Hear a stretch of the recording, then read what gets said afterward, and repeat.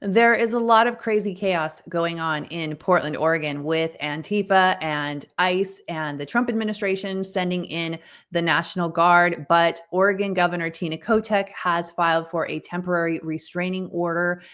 On the right, you've got people, whether it's conservative influencers or people within the Trump administration, who are saying that this is a moment of reckoning. And the officials in Portland and in the state of Oregon are about to find out the consequences for their action and allowing this lawlessness and anarchy to happen in their state. Is that going to happen? Are we actually going to see justice be served here?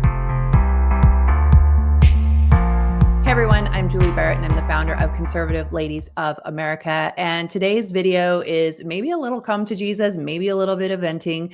I have been watching the rhetoric online from conservative influencers from the Trump administration regarding what's going on in Portland. And as a blue state refugee who left the state of Washington after living there for more than 48 years, which was my entire life, born and raised in Seattle, Washington, I can tell you that what we're seeing is nothing new. It's been going on for years. It was going on during the first Trump administration. And it seems like people who maybe don't live or haven't ever lived in a blue state or blue city and actually had to live through this, it's easy for them to forget what happened in 2020. But if you are someone who lives in Portland or in the Seattle area and you're familiar with this Antifa activity, you know that it's something that, while it may have gone away from the national media scene after 2020, it has not gone away. And there have been just a lot of festering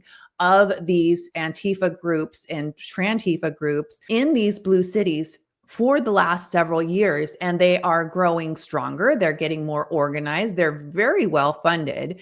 And so when I see online that people seem to be shocked or surprised that this is going on and that the officials in Portland are letting it happen.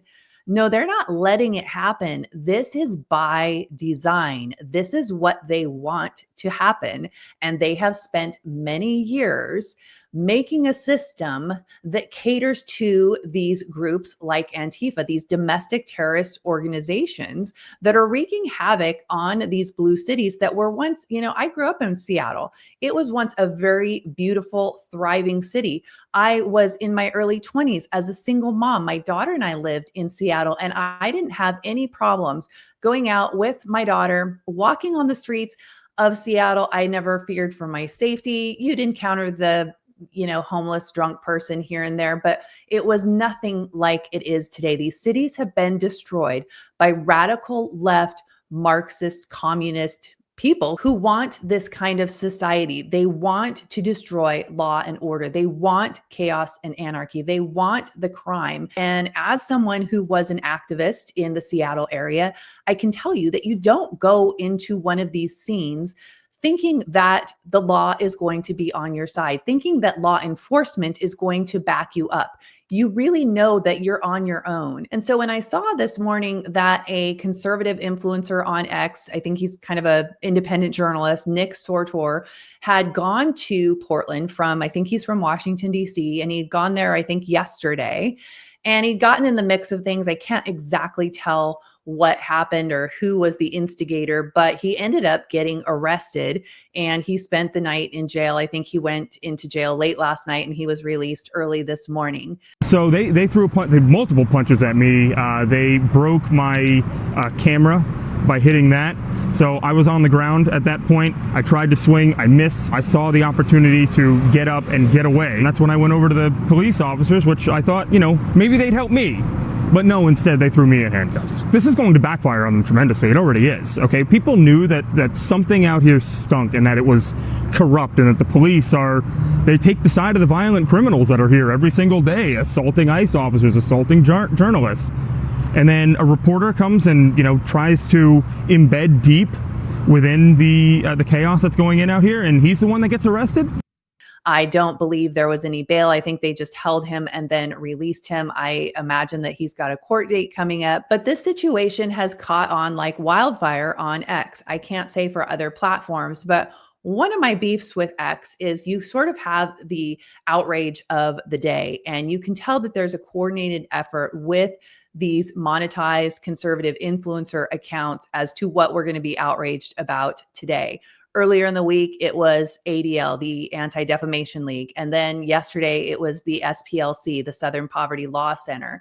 And now today, it's this journalist who was jailed in Portland. Now, there's a ton of attention on this situation from Harmeet Dillon, who's the Assistant Attorney General. I have seen a number of lawmakers tweeting out, save Nick and support Nick and send Nick money. And keep in mind, you guys, all of this engagement equals dollars on these platforms. These people actually get a paycheck for their engagement. So these people are making thousands of dollars a month for their engagement on platforms like X, which, as a side note, it's really important for us as citizens who want law and order, who want change, who want the Constitution followed, to not be distracted by some of these propaganda campaigns that are going on social media, and really engage in our local civics, our local government, going to school board meetings, going to city council meetings and things like that. It's easy to get spun up and wrapped up in these campaigns on social media,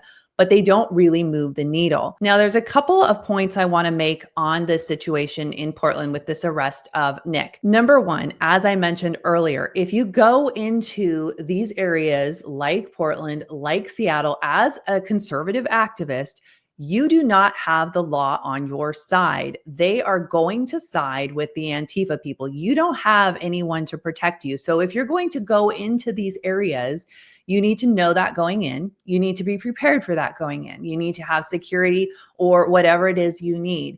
But sort of playing this card like, I can't believe this happened. There's no law and order in Portland. Well, duh, that's been going on for nearly a decade, and we're going to get into that timeline here in just a minute. Now, the other thing I want to point out is the strong words from the Trump administration. The White House press secretary, Caroline Leavitt, said in a press conference today that the Trump administration isn't going to stand for this anymore. We are coming in. We are going to restore law and order. President Trump has sent federal law enforcement to protect federal assets and arrest those fueling this violence. Just last night, we saw an extremely troubling incident where conservative journalist Nick Sorter was captured on video being taken into custody by the Portland police after he was ambushed by Antifa and was defending himself from these assaults.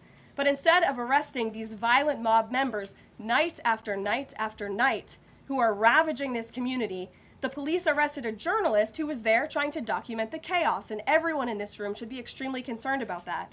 The Department of Justice spoke with that journalist this morning, and they will be launching a full investigation into his arrest. This incident is part of a troubling trend in Portland where left-wing mobs believe they get to decide who can visit and live in their city. It is not. While this all sounds good, we heard this during the Chaz Chop of 2020. I was living in Seattle at the time. I knew several Seattle police officers. It was a terrible situation. The Seattle mayor gave over the East Precinct to Antifa. She let them have it, and she didn't allow Trump to come in. And so there's a lot of legal things as far as the federal government being able to go into these cities and restore law and order. So while I like the talk, it almost never translates into real action because the judicial systems in these cities and states are also captured. So I mentioned in my opening that Governor Tina Kotek has filed for a temporary restraining order. That hearing happened today at 10 a.m. Pacific time. And the Attorney General, Dan Rayfield, I saw a clip from him talking about this before the hearing at 10 a.m. today. He said it would probably be about 48 hours before they were getting a ruling. So I don't know what the ruling is yet, but it was heard in the Oregon United States District Court, which makes me think that it's probably going to swing in favor of Oregon because the left has captured the judicial system, especially in these blue states. It's happened on a national level as well at almost every court level, but especially in these blue states, they have really built out the judicial system that is protecting these anti-American policies that they have embedded at every level of government within their states. So while this sounds nice, we have to keep in mind the reality that it's very likely that the judge is going to side with Oregon and the Trump administration will not be able to send in the troops. I hope I'm wrong, but I've seen this enough times to recognize the pattern. In an article put out by the White House earlier this week, they did a timeline of Antifa's presence in the city of Portland. And I kind of want to walk you through that really quick and take a look back so that you can see the history of this. This isn't going to be something that the Trump administration is going to easily be able to just come in and dismantle. So let's take a look back at 2016.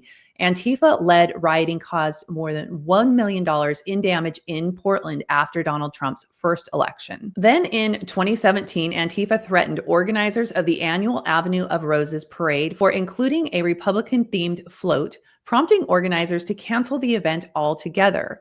Also in 2017, Antifa terrorists attacked and injured law enforcement officers and attendees of a pro-Trump free speech rally. In August of 2018, a Bernie Sanders voter was beaten by Antifa militants for carrying an American flag. Then, in June of 2019, Portland Antifa terrorists were arrested after assaulting right-wing demonstrators and police with quick-drying cement and bear spray. Then, in November of that same year, an Antifa terrorist was sentenced to 6 years in prison after using a weapon against a conservative demonstrator who suffered blows to the head that the victim claims left him with a concussion and cuts that required 25 staples to close. In 2020, Portland Antifa terrorists led 100 days of carnage and violence in Portland, in which they rioted, looted, burned buildings, bludgeoned federal officers, deployed power tools and commercial-grade fireworks as weapons, and attempted to destroy a local courthouse. You probably remember that. That was after George Floyd.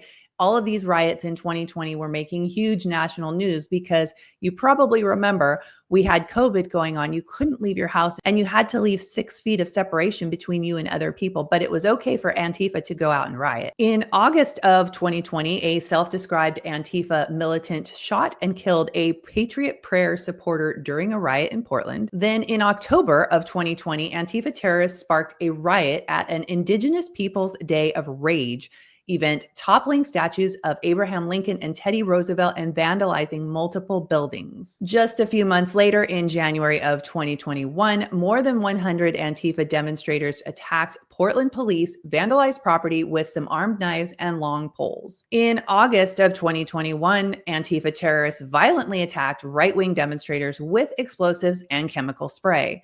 Then in May of 2022, Antifa members deployed smoke grenades, paint-filled balloons, and fireworks to break up a campaign event for a Republican political candidate. And in May of 2024, an Antifa anarchist movement took credit for burning more than a dozen Portland Police Bureau training vehicles. That is a lot of stuff over the last 9 years. This is not new. It's been going on for a very long time, which means that these groups have gotten even more organized, even better funding, and have tweaked their methods. And they're very deep rooted in these cities because it's been allowed, and I would say encouraged, by the leaders of these cities and states. These are things that citizens across the country need to realize. You can't just go into these cities and think that Donald Trump is going to wave his magic wand and things are going to get better. All of these systems are very deeply entrenched in these states. And it's my personal opinion that the states need to just be burned down and people need to go to red states, build up the red state firewalls to prevent the red states from becoming like these blue states that have just been overrun by domestic terrorists. It is so easy for us to get spun up when we see these stories on social media. It's easy for us to get excited by the rhetoric that we see coming out of the White House, but I would encourage you to do the deep dives, look at the truth, look at the facts. Don't just buy the lines that you're being sold. Everybody is sending messaging to people, whether it's a conservative influencer or anybody in the White House or the Democrats or whoever it is that you listen to. Everybody has messaging because they want you to believe what they're saying. The Republicans want to have a high favorability rating right now. We've got elections coming up next year and the Republicans need to be able to hold the majority. And so a lot of this messaging is to make the Trump administration look very favorable. And I get it. And I think they are trying to do a lot of good things, but it is important for citizens to understand. If you don't understand, you won't engage, you won't do the things necessary to create change. I hate to say that I think these cities and states are gone, but some of them just are. There's no saving them. There's nobody really holding the line.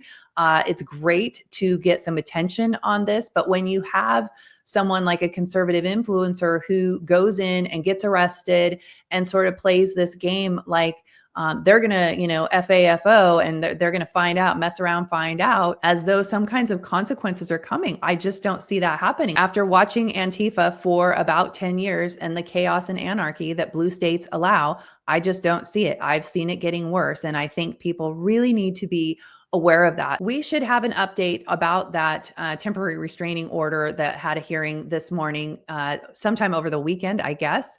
So we'll be sure to update you. If you're not already following our Substack, that is the best way to get breaking alerts and calls to action. You can also follow Conservative Ladies of America on social media. I'm going to put links to everything that I've talked about today, including the information about the Oregon temporary restraining order, so that you can go look at all that stuff for yourself. If you do live in a blue state or a blue city, if you're one of our Washington friends, I'd love to hear your thoughts on this, especially because you guys have lived this, you are living it. What do you think? Do you have any hope for the federal government coming in and restoring any kind of law and order? Like I said, I hope I'm wrong, and I hope that they are able to come in and restore law and order, but I've been let down one too many times. So I hope you all have a great weekend. Thanks so much for watching. Please do share this video far and wide so everybody else knows.